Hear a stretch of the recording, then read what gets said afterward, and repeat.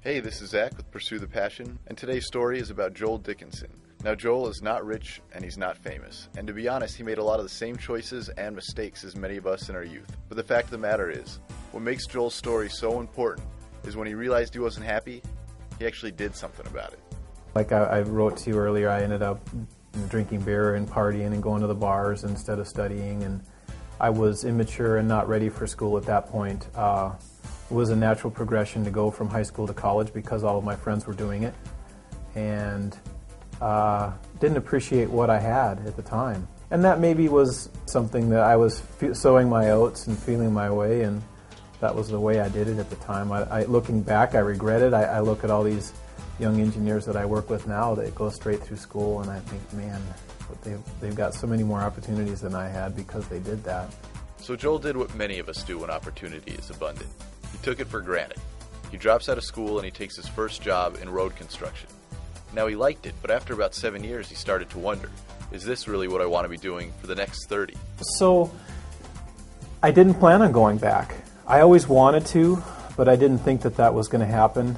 And it wasn't until I think we realized that, you know, this is dangerous work. You're on the road at night and on weekends, and I'm scared when you don't come home right away. And so we finally just said, forget it, I'm going to quit and go back to school. So 10 years after dropping out of school, Joel decides he's going back. I mean, what's really stopping him? Self-doubt? Insecurity? Well, yeah, turns out those things can be pretty intimidating. It doesn't mean you shouldn't confront them. That was very scary to, so I'm 32 years old and talking to my wife about going back to school, and so how do you start that process? Joel starts looking into the local community college system. To his surprise, it turns out there's tons of resources tailor-made to get people like him in school, into a university, and out with a diploma. Now, this may sound a little bit like a public service announcement, but that doesn't mean that there weren't cynics. I kind of laugh because I remember telling my friends from high school that I was going to pursue engineering, and they're kind of like, yeah, right, and I'm going to fly to the moon. In high school, it was fairly easy for me, but I didn't do very well. I was always middle of my class, but I never studied. So once you're older, I guess, and you look back and you apply yourself, it's amazing how things really fall into place. So it was very rewarding. It was very rewarding. So Joel's back in school, he's getting the grades, and he even realizes a newfound passion. You see, when Joel started engineering, he wanted to be a civil engineer. It's because it was familiar to him.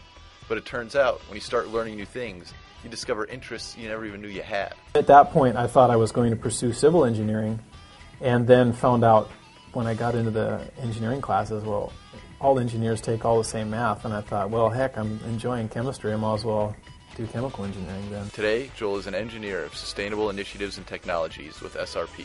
He's working every day to bring us clean, affordable, and long-term solutions to our energy problems. He's got a dream to chase down, and it's all because he didn't settle. One thing that I do think is kind of cool about what I've ended up doing is that I don't think anybody should count themselves out. It's never too late to go back to school. And if you don't like what you're doing, change it.